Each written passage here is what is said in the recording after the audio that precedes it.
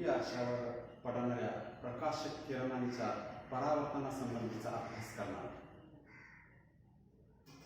इथे एक आपण आकृती काढलेली आहे. ह्या आकृतीवरून आपल्या असं लक्षात येतं की किरण EQ ह्या प्रकाश किरणाचं परावर्तन झालेलं दिसतं. मग गोलीय आरशावर पडणाऱ्या प्रकाश किरणांचं कोणत्या दिशेनं परावर्तन होतं, हे प्रकाश किरण कोणत्या दिशेने परावर्तित होतात याचा आपण आज अभ्यास करणार आहे. आकृतीमध्ये M हा गोलीय आरसा आहे. त्याचबरोबर गोलीय आरशाच्या पृष्ठभागावर AQ हा एक प्रकाश किरण सोडलेला आहे. तोच प्रकाश किरण म्हणजे AQ हा आपाती किरण. आपण अगोदरच नियम अभ्यासलेले आहेत की चकचकीत व गुळगुळीत पृष्ठभागावर जेव्हा प्रकाशाचे किरण पडतात तेव्हा ते परावर्तित होतात. म्हणजेच परावर्तक गुळगुळीत चकचकीत व परावर्तक पृष्ठभागावर जेव्हा प्रकाश किरण पडतात तेव्हा प्रकाश किरणांचं परावर्तनाच्या नियमानुसार परावर्तन होतं. इथे प्रकाश किरण AQ हा आपाती किरण आहे. MN ह्या आरशाच्या पृष्ठभागावर AQ हा प्रकाश किरण पडला असता त्याचं परावर्तन QB ह्या दिशेनं होतं. म्हणजेच AQ ह्या प्रकाश किरणाचा QB हा एक परावर्तित किरण आहे. AQ ह्या प्रकाश किरणाचा QB हा परावर्तित किरण आहे. म्हणजेच AQ ह्या प्रकाश किरणाचं परावर्तन QB ह्या दिशेनं इथं झालं. म्हणजेच AQ ह्या आपाती किरणाने इथे कोणता आपतन कोण तयार केलेला, तर AQC हा आपतन कोण तयार केलेला. आपल्याला सगळ्यांना माहित आहे वर्तुळाची त्रिज्या म्हणजे काय. इथे CQ ह्या किरणाचा जर अभ्यास केला तर CQ हा किरण इथे गोलीय आरशाला अभिलंब आहे. कोणता किरण, CQ हा किरण इथे गोलीय आरशाला अभिलंब आहे. म्हणून AQC हा कोणता कोण झाला, आपतन कोण झाला. आणि किरण AQ ह्या आपतन कोणाचं QB ह्या मार्गाने परावर्तन झालं. प्रकाशाच्या परावर्तनाच्या नियमानुसार जेव्हा चकचकीत आणि गुळगुळीत परावर्तक पृष्ठभागावर प्रकाश किरण पडतात तेव्हा आपतन कोन आणि परावर्तन कोन हे दोन्ही कोन समान मापाचे असतात. आपतन कोन आणि परावर्तन कोन हे दोन्ही कोन समान मापाचे असतात. AB ह्या आपाती किरणाचा परावर्तित किरण कोणता आहे, बरं QB हा परावर्तित किरण आहे. म्हणजेच AQC हा झाला आपतन कोन आणि परावर्तन कोन कोणता आहे म्हणजे CQB हा परावर्तन कोन आहे. प्रकाशाच्या नियमानुसार आपतन कोन जेवढ्या मापाचा असतो तेवढाच कोन कोणता असतो, बरं परावर्तन कोन असतो. म्हणजे इथं angle AQC is equal to angle CQB.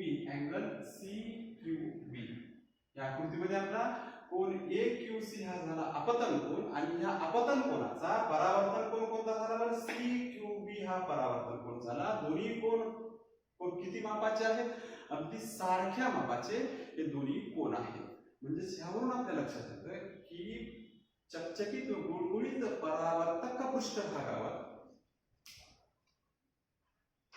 प्रकाश किरण पडले असता प्रकाश किरणाचं परावर्तनाच्या नियमानुसार होतं आणि तिथे आपतन कोन व परावर्तन कोन समान मापाचे असतात. आज आपण यापुढे परावर्तित किरणांच्या रेखनाचा अभ्यास करणार आहोत. गोलीय आरशाद्वारे मिळणाऱ्या प्रतिमांचा अभ्यास किरणाकृतीच्या सहाय्याने करतात. गोलीय आरशाद्वारे आपल्याला ज्या प्रतिमा मिळतात त्या प्रतिमांचा अभ्यास किरणाकृतीच्या सहाय्याने आपल्याला करता येतो. गोलीय आरशावर पडणारे प्रकाश किरण म्हणजे आपाती किरण, ह्या आपाती किरणांचं परावर्तनाच्या नियमानुसार होतं आणि परावर्तनाच्या नियमानुसारच गोलीय आरशावर पडणाऱ्या प्रतिमांचं रेखन आपण किरणाकृतीच्या सहाय्याने करून दाखवणार आहेत. आणि किरणाकृतीच्या सहाय्याने आपल्याला करता येते. म्हणजे प्रकाश किरण कोणत्या मार्गाने आरशाच्या पृष्ठभागावर पडतात आणि त्यांचा परावर्तनाचा मार्ग कोणता, ते कोणत्या मार्गाने परावर्तित होतात, ह्या सगळ्या अपतन किरणांचं रेखन त्याचबरोबर परावर्तित किरणांचं रेखन आपण किरणाकृतीच्या आरेखनाच्या सहाय्याने करणार आहेत. आता प्रकाश किरणाच्या परावर्तनाचा पहिला नियम असा आहे, जर आपातित किरण मुख्य अक्षाला समांतर असेल तर परावर्तित किरण मुख्य नाभितून जाते. प्रकाशाच्या किरणांचं जे परावर्तन होतं, परावर्तनाचा पहिला नियम कोणता आहे, जर आपातित किरण मुख्य अक्षाला समांतर असेल तर परावर्तित किरण मुख्य नाभितून जातो.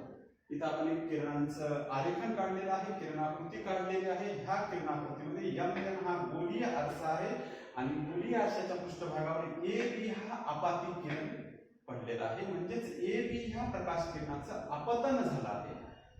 आणि ह्या प्रकाश किरणाच्या AB हा प्रकाश किरण परावर्तनानंतर BD ह्या मार्गाने परावर्तित होतो. AB हा प्रकाश किरणाचा परावर्तित मार्ग कोणता आहे, BD हा परावर्तित मार्ग आहे. म्हणजेच AB ह्या प्रकाश किरणाचा AB ह्या आपातित किरणाचा BD हा परावर्तित किरण आहे. AB ह्या आपातित किरणाचा BD हा परावर्तित किरण आहे.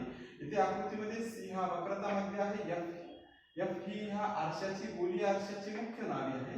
आणि मग आपण आता पहिल्या प्रकाशाच्या परावर्तनाचा नियम कोणता अभ्यासणार, जर प्रकाश किरण गोलीय आरशाच्या मुख्य अक्षाला समांतर असेल, म्हणजे जर आपातित किरण गोलीय आरशाच्या मुख्य अक्षाला समांतर असेल तो परावर्तनानंतर मुख्य नाभितून जातो. आपातित किरण परावर्तनानंतर कुठून गेला, मुख्य नाभीतून ह्या गोलीय आरशाच्या F नावाच्या F या मुख्य नाभीतून हा प्रकाश किरण गेला. हा प्रकाश किरणाच्या परावर्तनाचा पहिला नियम. प्रकाश किरणाच्या परावर्तनाचा पहिला नियम आपण अभ्यासलेला आहे आणि आता अभ्यासणार आहे प्रकाश किरणाच्या परावर्तनाचा दुसरा नियम आणि प्रकाश किरणाच्या परावर्तनाचा तिसरा नियम. प्रकाश किरणाच्या परावर्तनाचा दुसरा नियम काय म्हणतो, जर आपातित किरण मुख्य नाभीतून जात असेल तर परावर्तित किरण मुख्य अक्षाला समांतर असते.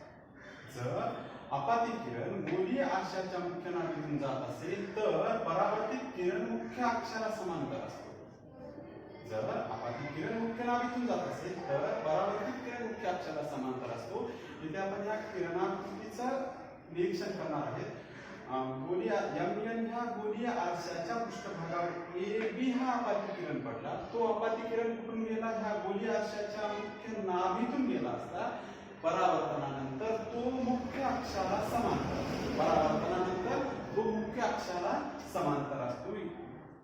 ह्या गोलीय आरशाची मुख्य नाभ म्हणजेच AB हा आपातित किरण गोलीय आरशाच्या नाभीतून गेला असता. परावर्तनानंतर तो गोलीय आरशाच्या मुख्य अक्षाला समांतर असतो. AB ह्या आपातित किरणाचा परावर्तित किरण हा BD आहे आणि तो PM ह्या गोलीय आरशाच्या मुख्य अक्षाला समांतर आहे. प्रकाशाच्या परावर्तनाचा दुसरा नियम आणि तिसरा नियम अभ्यासणार होता आपण आता प्रकाश किरणाच्या परावर्तनाचा तिसरा नियम, जर आपातित किरण वक्रता मध्यातून जात असेल तर परावर्तित किरण त्याच मार्गाने परत जातो. जर आपातित किरण वक्रता मध्यातून जात असेल तर परावर्तित किरण त्याच मार्गाने परत जातो. इथे जर आपण किरणाकृतीचं निरीक्षण केलं तर ह्या गोलीय आरशावर एक प्रकाश आपातित किरण पडलेला असतो. आपातित किरणाचं नाव AB असं आहे आणि AB हा आपातित किरण ह्या गोलीय आरशाच्या वक्रता मध्यातून गेलेला. AB हा आपातित किरण ह्या गोलीय आरशाच्या वक्रता मध्यातून गेलेला आहे. जेव्हा एखादा आपातित किरण गोलीय आरशाच्या वक्रता मध्यातून जातो तेव्हा तो परावर्तनानंतर त्याच मार्गाने परत जातो. परंतु उलट दिशेने परावर्तित होतो. AB ह्या आपातित किरणाची दिशा कोणती आहे, AB ही दिशा आहे. तर ह्या आपातित किरणाचं परावर्तन त्याच मार्गाने परंतु उलट दिशेने झालेलं आपल्याला दिसते. तर आपण इथे आज प्रकाश किरणाच्या परावर्तनाचे 3 नियम अभ्यासलेले आहेत. पहिला नियम कोणता आहे, जर आपातित किरण मुख्य अक्षाला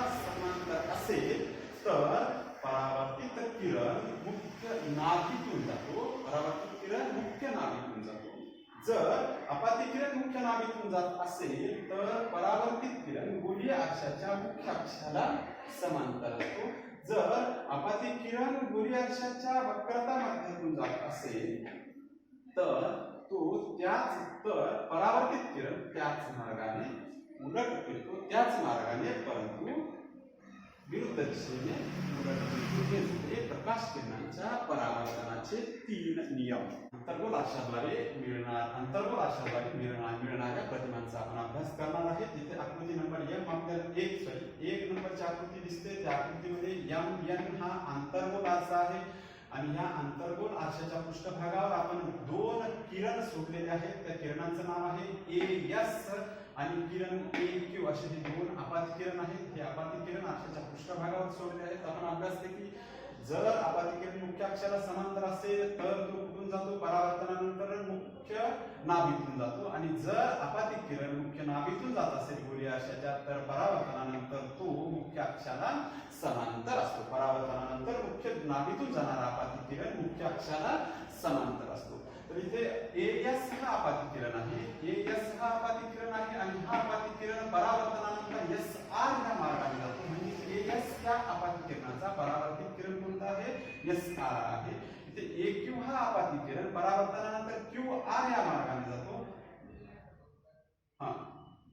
परावर्तनानंतर QR या मार्गाने जातो. जेव्हा AQ हा अपाती किरण परावर्तनानंतर QR या मार्गाने जातो तेव्हा तो ST ह्या परावर्तित किरणाला A' या ठिकाणी छेदतो. जेव्हा AQ हा अपाती किरण परावर्तनानंतर QR या मार्गाने जातो तेव्हा तो ST ह्या परावर्तित किरणाला A ह्या ठिकाणी छेदतो. म्हणजेच वस्तू A आपण वस्तू कुठे ठेवलेली आहे? या अंतर्गोल आरशासमोर वस्तू वक्रता मध्य आणि अंतर्गोल आरशाचे मुख्य नाभे यांच्या दरम्यान AB ही वस्तू ठेवलेली आहे. आणि जेव्हा QR हा परावर्तित किरण SR या परावर्तित किरणाला A' या ठिकाणी छेदतो. म्हणजेच AB या वस्तूची प्रतिमा म्हणजेच AB नावाच्या वस्तूची A या ठिकाणची प्रतिमा A' या ठिकाणी तयार होईल. तिची प्रतिमा कुठे तयार होईल? मुख्य अक्षावरच तयार होईल. परंतु ती नेमकी कुठे तयार होईल? तर A' पासून सरळ वर मुख्य अक्षावर B ह्या ठिकाणची किंवा AB या वस्तूपैकी B ची प्रतिमा B' ह्या ठिकाणी तयार होईल. ह्यावरून आपल्या लक्षात येते की तयार झालेली प्रतिमा कशी आहे? तर मुख्य वस्तूपेक्षा मोठी आहे. तयार झालेली प्रतिमा वस्तूपेक्षा मोठी आहे आणि ती कशी आहे? उलट आहे. तयार होणारी प्रतिमा ही वस्तूपेक्षा मोठी आणि उलटी आहे. यावरून आपल्याला असं स्पष्ट सांगता येईल की जर एखादी वस्तू अंतर्गोल आरशाची मुख्य नाभी आणि वक्रता मध्य यांच्या दरम्यान ठेवली असतात त्या वस्तूची प्रतिमा मुख्य अंतर्गोल आरशासमोर मुख्य नाभीच्या पलीकडे तयार होते आणि तयार होणारी प्रतिमा ही मुख्य वस्तूपेक्षा मोठी आणि उलटी असते. आता आपण दुसऱ्या किरणांच्या आरेखनाचा अभ्यास करू. ही एक दुसरी आकृती आपण काढलेली आहे. त्या आकृतीमध्ये आपण सुद्धा 2 किरण दाखवलेले आहेत अपाती किरण. आणि वस्तू कोणती आहे? AB नावाची वस्तू अंतर्गोल आरशासमोर मुख्य नाभी आणि अंतर्गोल आरशाचा ध्रुव यांच्या दरम्यान ठेवली आहे. वस्तू AB नावाची वस्तू कुठे ठेवली? अंतर्गोल आरशाची मुख्य नाभी आणि अंतर्गोल आरशाचा ध्रुव यांच्या दरम्यान आपण ती वस्तू ठेवलेली आहे. आणि या वस्तूमधून पहिला अपाती किरण कोणता निघाला बरं? AS नावाचा अपाती किरण. आणि AS नावाचा अपाती किरण हा अपाती किरण निघालेला आहे. आणि A ह्या बिंदूला वक्रता मध्याशी जोडणारा हा अपाती किरण आहे. AS हा अपाती किरण A या बिंदूला वक्रता मध्याशी जोडणारा अपाती किरण आहे. आपण तिसरा नियम अभ्यासला प्रकाश किरणांच्या परावर्तनाचा तिसरा नियम. जर अपाती किरण गोलीय अक्षाच्या वक्रता मध्यातून जात असेल तर तो त्याच मार्गाने परंतु उलट दिशेने परावर्तित होतो. तो झाला वक्रता मध्यातून जाणारा AS हा अपाती किरण. आता दुसरा अपाती किरण कोणता आहे? AQ हा अपाती किरण आहे आणि तो अपाती किरण गोलीय अक्षाच्या मुख्य अक्षाला समांतर आहे. अंतर्गोल अक्षाच्या मुख्य अक्षाला समांतर आहे. दोन्ही अपाती किरणांचं परावर्तन झाल्यानंतर आपल्याला असं आढळून येते हे परावर्तित किरण जर आपण अक्षाच्या मागे वाढवले तर हे परावर्तित किरण A या ठिकाणी येऊन मिळतात आणि ज्या ठिकाणी परावर्तित किरण येऊन मिळतात त्या ठिकाणी ए बी या वस्तूपैकी ए ची प्रतिमा तयार झालेली दिसते. ए ची प्रतिमा म्हणजेच ए डॅश ही ए ची प्रतिमा आहे आणि ए बी पैकी बी ह्या वस्तूची प्रतिमा किंवा बी ह्या ठिकाणची प्रतिमा मुख्य अक्षावर बी डॅश या ठिकाणी तयार झाली. नेमकी बी डॅश या ठिकाणी म्हणजेच ए डॅश पासून सरळ खाली मुख्य अक्षावर बी डॅश या ठिकाणी बी ची प्रतिमा तयार झालेली आहे. परावर्तित किरण जिथं आपण परावर्तित किरणांचं जे आरेखन केले हे परावर्तित किरण आरशामागे प्रत्यक्षात एकमेकाला मिळत नाहीत आणि ते तिथून निघाल्याचा सुद्धा आपल्याला भास होतो. एकतर हे परावर्तित किरण प्रत्यक्षात एकमेकाला मिळत नाहीत आणि ए डॅश या ठिकाणाहून निघत सुद्धा नाहीत. म्हणून हे परावर्तित किरण प्रत्यक्षात एकमेकाला मिळत नसल्यामुळे ए बी या वस्तूची तयार झालेली ए डॅश व बी डॅश ही प्रतिमा कशी आहे, सुलटी प्रतिमा आहे आणि ती आभासी प्रतिमा आहे. सुलटी प्रतिमा असून ती आभासी प्रतिमा आहे. आणि यावरून आपल्या असं लक्षात येतं की जर एखादी वस्तू अंतर्गोल आरशासमोर अंतर्गोल आरशाची मुख्य नाभी आणि अंतर्गोल आरशाचा ध्रुव यांच्या दरम्यान ठेवली असता त्या वस्तूची प्रतिमा आरशाच्या मागे मुख्य वस्तूपेक्षा मोठी आणि सुलटी तयार होते. प्रतिमा सुलटी तयार होण्याचं कारण काय, परावर्तित किरण आरशाच्या मागे प्रत्यक्षात एकमेकाला मिळत नाही आणि जिथे आपण ही परावर्तित किरण मिळाल्याचं दाखवलं तिथून प्रत्यक्षात निघत सुद्धा नाही. म्हणून तयार होणारी प्रतिमा ही आरशाच्या मागे कशी आहे, मुख्य वस्तूपेक्षा मोठी आणि सुलटी प्रतिमा आहे. आणखी वस्तू वेगवेगळ्या ठिकाणी ठेवल्यानंतर अंतर्गोल आरशाच्या समोर कशा प्रतिमा तयार होतात त्याबद्दलचा आपण थोडक्यात अभ्यास करू. जर वस्तू ध्रुव अंतर्गोल आरशाचा ध्रुव आणि नाभी यांच्या दरम्यान ठेवली तर वस्तूची प्रतिमा आरशाच्या मागे तयार होईल. तयार झालेली प्रतिमा आभासी आणि सुलटी असेल. प्रतिमेचा आकार वस्तूपेक्षा मोठा असेल. जर वस्तू अंतर्गोल आरशाच्या नाभीवर ठेवली तर तयार होणारी प्रतिमा ही अनंत अंतरावर तयार होईल आणि ती वास्तव उलट असेल आणि प्रतिमेचा आकार खूपच मोठा असेल. वस्तू जर वक्रता केंद्र आणि नाभी यांच्या दरम्यान ठेवली तर वक्रता केंद्राच्या पलीकडे वस्तूची प्रतिमा तयार होईल आणि प्रतिमा कशी असेल, वास्तव उलट असेल आणि ती मूळ वस्तूपेक्षा मोठी असेल. जर अंतर्गोल आरशाच्या वक्रता केंद्रावर एखादी वस्तू ठेवली तर प्रतिमा ही वक्रता केंद्रावर तयार होईल आणि तयार झालेली प्रतिमा ही वास्तव उलट असेल. तिचा आकार मूळ वस्तू एवढा असेल. जर अंतर्गोल आरशाच्या वक्रता केंद्रापलीकडे प्रतिमा ठेवली तर जर अंतर्गोल आरशाच्या वक्रता केंद्रापलीकडे वस्तू ठेवली तर त्या वस्तूची प्रतिमा वक्रता केंद्र आणि नाभी यांच्यामध्ये तयार होईल. तयार झालेली प्रतिमा ही वास्तव उलट असेल. ती वस्तूपेक्षा लहान असेल. जर वस्तू वक्रता केंद्रापासून अनंत अंतरावर ठेवली तर वस्तूची प्रतिमा अंतर्गोल आरशाच्या नाभीवर तयार होईल. तयार झालेली प्रतिमा ही वास्तव उलट असेल आणि ती बिंदू स्वरूपातली प्रतिमा असेल. बहिर्गोल आरशाद्वारे मिळणाऱ्या प्रतिमेचा आपण अभ्यास करणार आहे. ह्या बहिर्गोल आरशासमोर ए बी नावाची वस्तू ठेवलेली आहे. बहिर्गोल आरशासमोर ए बी नावाची एक वस्तू ठेवलेली आहे आणि त्या वस्तूपासून निघणारे दोन किरण आहेत. एक किरण कोणतं आहे बरं, ए किंवा हा आपातित किरण बहिर्गोल आरशाच्या मुख्य अक्षाला समांतर आहे. तर ए आर हा आपातित किरण वक्रता मध्यातून जाणार आहे. ए आर हा आपातित किरण कुठून जाणार आहे, वक्रता मध्यातून जाणार आहे. ए किंवा हा आपातित किरण बहिर्गोल आरशाच्या मुख्य अक्षाला समांतर आहे. तर ए आर हा आपातित किरण ह्या बहिर्गोल आरशाच्या वक्रता मध्यातून जाणार आहे. दोन्ही आपातित किरणांचं जेव्हा परावर्तन होईल, परावर्तनानंतर बहिर्गोल आरशाच्या मागे वस्तूची प्रतिमा तयार झालेली आपल्याला दिसते.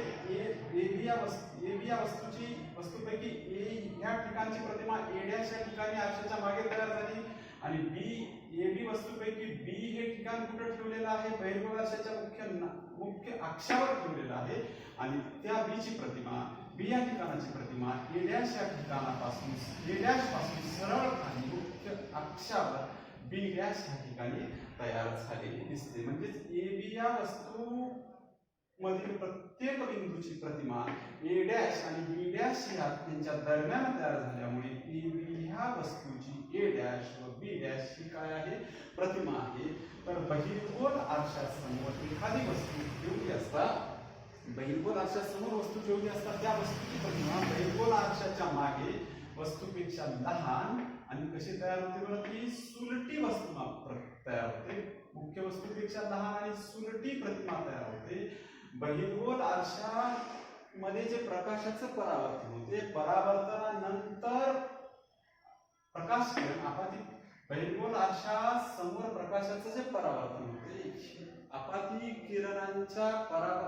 किरण जेव्हा परावर्तित होतात त्यांचे परावर्तित किरण प्रत्यक्षात एकमेकांना छेदत नाहीत, म्हणजेच प्रत्यक्षात एकमेकांना येऊन मिळत नाहीत, केवळ एकमेकांना छेदल्याचा किंवा मिळाल्याचा भास होतो. म्हणून बहिर्गोल आरशामुळे आरशाच्या मागे तयार झालेली ही प्रतिमा नेहमी आभासी व सुलटी प्रतिमा असते. नेहमी आभासी व सुलटी प्रतिमा असते. बहिर्गोल आरशाचे एक वैशिष्ट्य म्हणजे बहिर्गोल आरशामुळे तयार झालेली प्रतिमा ही नेहमी कशी असते, आभासी व सुलटी असते आणि वस्तूपेक्षा लहान असते. वस्तूपेक्षा लहान ही प्रतिमा असते. अंतर्वक्र आरशाला कोणता आरसा म्हणतात? अंतर्वक्र आरशाला अभिसारी आरसा असे म्हणतात. अभिसरण म्हणजे काय?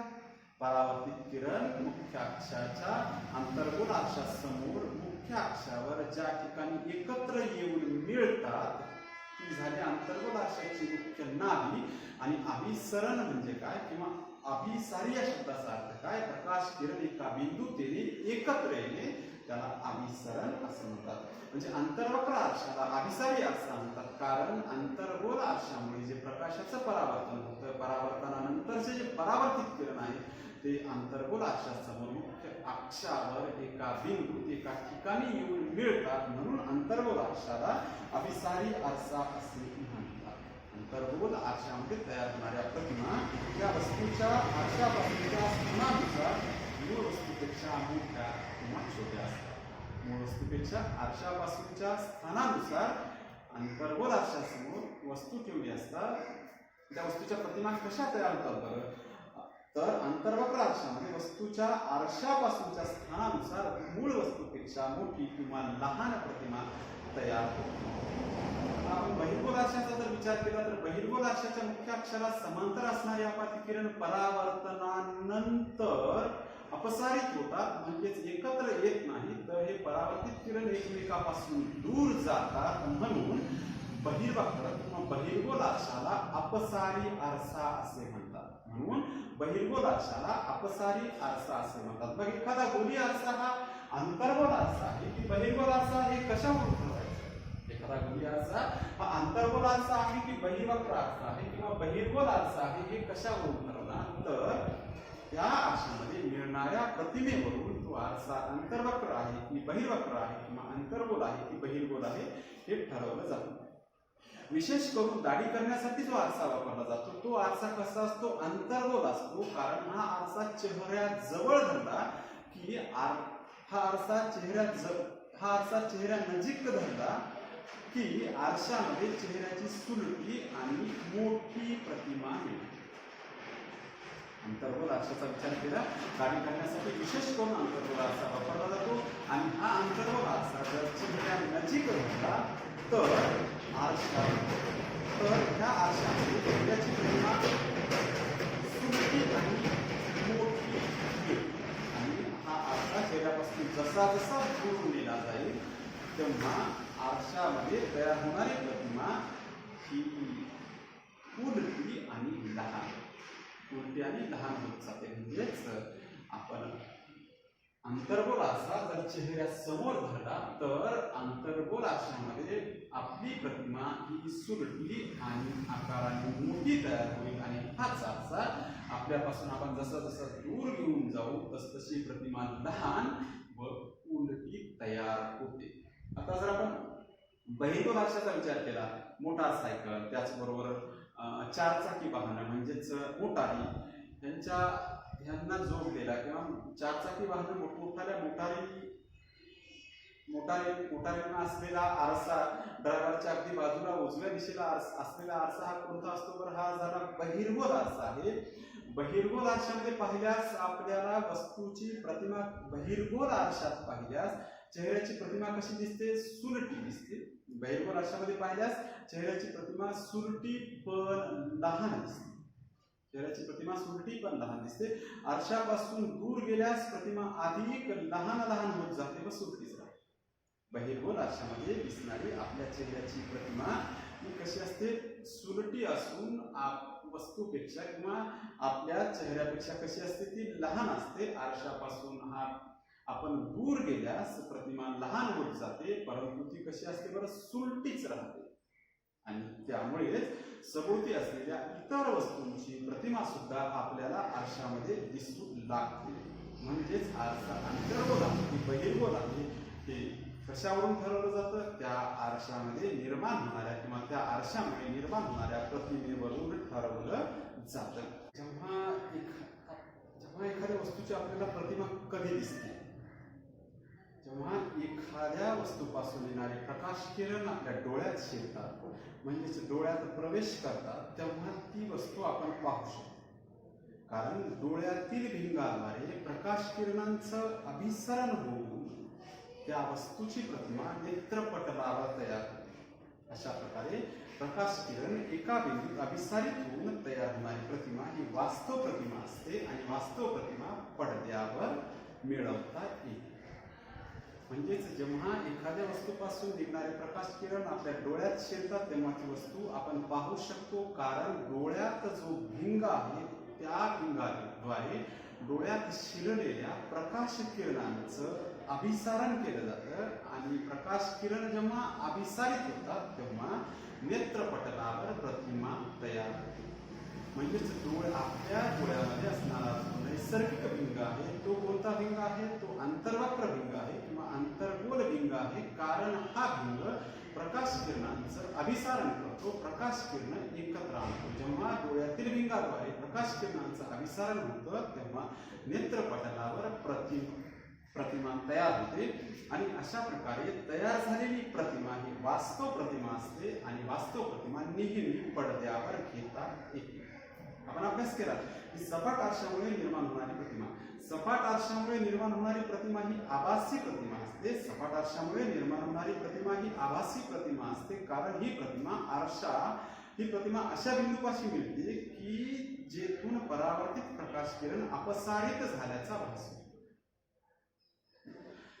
सपाट आरशामध्ये तयार होणारी प्रतिमा ही कोणती प्रतिमा आहे? आभासी प्रतिमा आहे. याचं कारण काय? ही प्रतिमा अशा बिंदूपासून आपल्याला मिळते की जेथून परावर्तित किरण अपसारित झाल्याचा भास.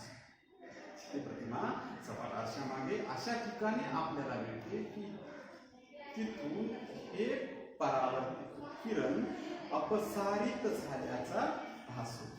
परावर्तित किरण अपसारित झाल्याचा भास होतो. मग आभासी प्रतिमा, सपाट आरशाद्वारे निर्माण झालेली आभासी प्रतिमा पडद्यावर घेता येत नाही कारण प्रकाश किरण तिथे प्रत्यक्षात एकत्र येत नाही. म्हणजे सपाट आरशामागे प्रकाश किरण वाढवले, परावर्तित प्रकाश किरण सपाट आरशामागे वाढवले तर एका विशिष्ट बिंदूत आल्याचा भास होतो, परंतु प्रत्यक्षात ते एका विशिष्ट बिंदूत आरशामागे येऊन मिळत नाही. पण जिथे मिळाल्याचे आपण दाखवतो, ज्या बिंदूपासून प्रतिमा मिळते तिथे आपण परावर्तित प्रकाश किरण मिळाल्याचे दाखवतो, परंतु तिथे प्रत्यक्षात परावर्तित किरण मिळत नाहीत आणि तिथून प्रत्यक्षात ते अपसारित सुद्धा होत नाहीत. आणि म्हणून मिळालेली प्रतिमा ही वास्तव प्रतिमा नसून ती आभासी प्रतिमा आहे. आपण आता अभ्यास केला आत्ताच अभ्यास केला की अंतर्गोल आरशाची मुख्य नाभी म्हणजे काय, बहिर्गोल आरशाची मुख्य नाभी म्हणजे काय. अंतर्गोल आरशाची मुख्य नाभी म्हणजेच अंतर्गोल आरशाच्या मुख्य अक्षाला समांतर असणारे आपात किरण परावर्तनानंतर अंतर्गोल आरशात समोर मुख्य अक्षावर एका विशिष्ट बिंदूत येऊन मिळतात, त्या बिंदूला अंतर्गोल आरशाची मुख्य नाभी असे म्हणतात. जेव्हा आपल्याला प्रकाश किरण एका बिंदूत म्हणजेच एकत्र आणायचे असतात, जेव्हा आपल्याला प्रकाश किरण एका बिंदूत म्हणजेच एकत्र आणायचे असतात तेव्हा कोणता आरसा वापरला जातो? तेव्हा आपण कोणता आरसा वापरतो? अभिसारित आरसा वापरतो आणि तो आरसा म्हणजेच अंतर्गोल आरसा. जेव्हा प्रकाश किरण आरशावर परावर्तनाद्वारे एका बिंदूपाशी एकत्र येतात तेव्हा प्रकाशाचे अभिसरण होते. आपल्याला ज्यावेळी प्रकाश एका बिंदूत एकत्र आणायचा असतो तेव्हा अभिसारित प्रकाश झोत वापरतात. म्हणजेच कोणता आरसा वापरला जातो? अंतर्वक्र म्हणजेच अंतर्गोल आरसा वापरला जातो. आणि असा अंतर्वक्र आरसा प्रकाशाचा झोत एकत्र करून वापरला जातो. तो कोणकोणते व्यावसायिक असा अंतर्वापराचा वापरतात? डॉक्टर, दात, कान, डोळे इत्यादी, दाताचे डॉक्टर, डोळ्याचे डॉक्टर आणि कानाचे डॉक्टर अशा प्रकारचा अभिसारी आरसा म्हणजेच अंतर्वक्र आरसा वापरतात. तर जेव्हा आपल्याला एका बिंदू स्रोतापासून प्रकाश किरण दूर पसरवायचे असतात, म्हणजेच बिंदू स्रोतापासून निघालेले प्रकाश किरण आपल्याला दूर न्यायचे असतात, तेव्हा कोणता आरसा वापरला जातो? तेव्हा बहिर्गोल आरसा वापरला जातो. बहिर्गोल आरशाची मुख्य नावे आपण अगोदर व्याख्या अभ्यासलेली आहे. बहिर्गोल आरशाच्या मुख्य अक्षाला समांतर असणारे आपाती किरण परावर्तनानंतर एकमेकापासून दूर जातात, जवळ न येता एकमेकापासून दूर पसरतात आणि हीच परावर्तित किरण आरशाच्या मागे वाढवली असता ती बहिर्गोल आरशाच्या मुख्य नाभीवर एकत्र आल्याचा भास होतो किंवा तिथून अपसारित झाल्याचा भास होतो. परंतु प्रत्यक्षात बहिर्गोल आरशाच्या मागे परावर्तित किरण एकत्र येत नाहीत, म्हणून एकत्र येत नाहीत. म्हणूनच बहिर्गोल आरशाचा उपयोग प्रकाश किरण पसरविण्यासाठी, प्रकाशाच्या स्रोतापासून प्रकाश किरणे दूर नेण्यासाठी बहिर्गोल आरशाचा वापर केला जातो. मग असा बहिर्गोल आरसा किंवा असा बहिर्गोल बिंदू कुठे वापरला जातो? तर उदाहरणार्थ रस्त्यावरील दिवे, टेबल लॅम्प ह्या ठिकाणी अपसारित प्रकाश किरणांची आवश्यकता असते, म्हणून तिथे अपसारी प्रकाश झोताचा वापर केला जातो. आपण कार्टेशियन चिन्ह संकेताचा अभ्यास करणार आहे. तर या कार्टेशियन चिन्ह संकेताची आपण जी आकृती काढलेली आहे त्यामध्ये आरशाचा कार्टेशियन चिन्ह संकेतानुसार पी हा आरशाचा मुख्य ध्रुव, पी हा आरंभ बिंदू मानला जातो. पी हा आरशाचा मुख्य ध्रुव हा आरंभ बिंदू मानला जातो आणि येथील संदर्भ चौकटीनुसार किंवा चौकटीच्या संदर्भानुसार एक्स हा आरशाचा मुख्य अक्ष मानला जातो. एक्स हा आरशाचा मुख्य अक्ष मानला जातो. एक्स अक्ष घेताना मुख्य अक्ष हा संदर्भ चौकटीचा एक्स अक्ष मानला जातो. आरशाचा मुख्य अक्ष हा संदर्भ चौकटीचा एक्स अक्ष मानला जातो. आता कार्टेशियन चिन्ह संकेत आपण अभ्यासणार आहे. आता कार्टेशियन चिन्ह संकेतानुसार आपण अभ्यास करणार आहे. वस्तू नेहमी कुठे ठेवली जाते? आरशाच्या डावीकडे ठेवली जाते. वस्तू नेहमी आरशाच्या डावीकडे ठेवली जाते. मुख्य अक्षाला समांतर असलेली सगळी अंतरे, मुख्य अक्षाला समांतर असणारी सर्व अंतरे आरशाच्या ध्रुवापासून मोजली जातात. मुख्य अक्षाला समांतर असलेली सर्व अंतरे आरशाच्या ध्रुवापासून मोजली जातात. त्याचबरोबर आरंभबिंदूच्या उजवीकडील सगळी अंतरे धन संबोधली जातात. आरंभबिंदूच्या उजवीकडील सगळी अंतरे धन संबोधली जातात, तर आरंभबिंदूच्या डावीकडील सगळी अंतरे ऋण संबोधली जातात. आरंभबिंदूच्या डावीकडील सगळी अंतरे ऋण संबोधली जातात. मुख्य अक्षाला लंब आणि वरच्या दिशेची अंतर नेहमी धन मोजली जातात. मुख्य अक्षाला लंब आणि वरच्या दिशेने मोजलेली अंतर नेहमी धन असतात आणि मुख्य अक्षाला लंब व खालच्या दिशेने मोजलेली अंतर नेहमी कशी असतात? ऋण असतात. अंतर्वक्र आरशाची नाभी अंतर नेहमी ऋण असते. बहिर्वक्र आरशाची नाभी अंतर नेहमी धन असते. अंतर्वक्र आरशाची किंवा अंतर्गोल आरशाची नाभी अंतर नेहमी ऋण असते, तर बहिर्गोल आरशाची नाभी अंतर नेहमी धन असते. आपण कार्टेशियन चिन्ह संकेताची आणखी एक उदाहरणे करू. कार्टेशियन चिन्ह संकेतानुसार पी हा आरशाचा मध्यबिंदू मानला जातो. पी हा आरशाचा मध्यबिंदू मानला जातो. पी हा आरशाचा ध्रुव पी हा आरंभ बिंदू मानला जातो आणि या संदर्भीय चौकटीनुसार आरशाचा मुख्य अक्ष एक्स, आरशाचा मुख्य अक्ष हा एक्स अक्ष मानला जातो. आरशाचा मुख्य अक्ष हा एक्स अक्ष मानला जातो. पण वस्तू नेहमी आरशाच्या कोणत्या बाजूला ठेवली जाते? डावीकडे ठेवली जाते. मुख्य अक्षाला समांतर असलेली अंतर नेहमी आरशाच्या ध्रुवापासून मोजली जातात. मुख्य अक्षाला समांतर असलेली अंतर नेहमी आरशाच्या ध्रुवापासून मोजली जातात. मुख्य अक्षरात समांतर असणारी अंतर नेहमी आरशाच्या ध्रुवापासून मोजली जातात. आरंभबिंदूच्या उजवीकडील सगळी अंतर नेहमी धन असतात, तर आरंभबिंदूच्या डावीकडील सगळी अंतर नेहमी ऋण असतात. मुख्य अक्षरात समांतर, मुख्य अक्षराला लंब वरच्या दिशेचे अंतर, मुख्य अक्षराला लंब आणि वरच्या दिशेचे अंतर नेहमी धन मोजतात. मुख्य अक्षराला लंब आणि खालच्या दिशेचे अंतर नेहमी ऋण मोजतात. अंतर्गोल आरशाचे नाभी अंतर नेहमी ऋण असते. अंतर्गोल आरशाचं नाभी अंतर नेहमी ऋण असते, तर बहिर्गोल आरशाचं नाभी अंतर हे धन असते.